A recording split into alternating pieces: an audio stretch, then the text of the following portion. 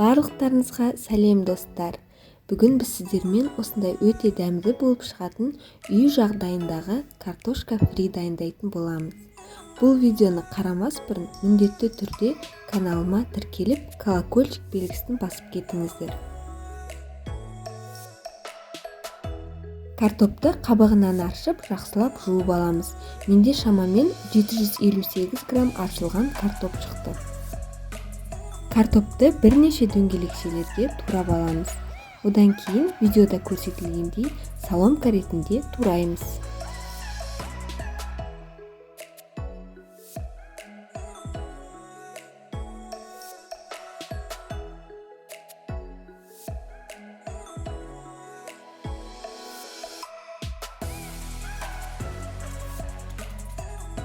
Ыдысқа салқын суымызды құйып аламыз.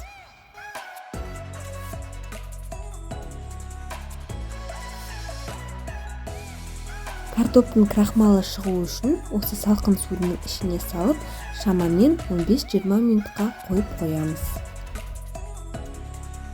Картоптың крахмалы шықты. Енді осы суымызды төгіп, тағы да салқын сумен 2-3 қайтара жақсылап жуып аламыз.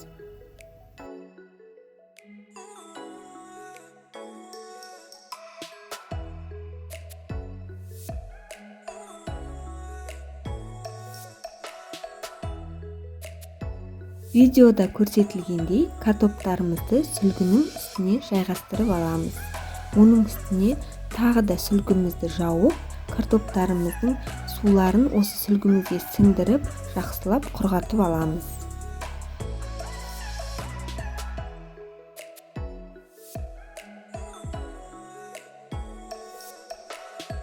Енді картопты мұздатқышқа салып, жақсылап қатырып аламыз. Бұл картошканың ерекшелігі, кез келген уақытта оны мұздатқыштан алып, өздеріңізге керек кезде пісіріп алуға болады. Табаға сұйық майды құйып, қыздырып аламыз.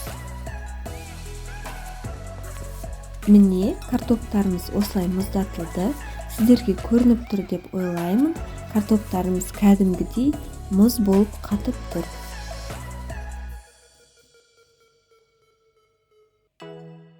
Осы картоптарымызды қызып тұрған майға салып, шамамен 5-6 минуттай жақсылап қызарғанша қуырып аламыз.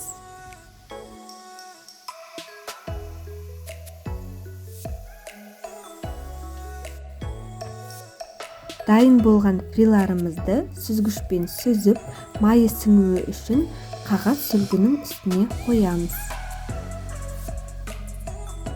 Картошка фриміздің үстіне тұз салып, видеода көрсетілгендей жақсылап араластырып аламыз. Өз қалауларыңыз бойынша кез келген басқа да дәмдеуіштерді қоса берсеңіздер болады. Өте дәмді болып шығатын үй жағдайында жасалатын картошка фриларымыз дайын болды. Бұл видео сіздерге пайдалы болды деген үміттемін. Міндетті түрде комментарияға өз пікірлеріңізді жазып өтіңіздер.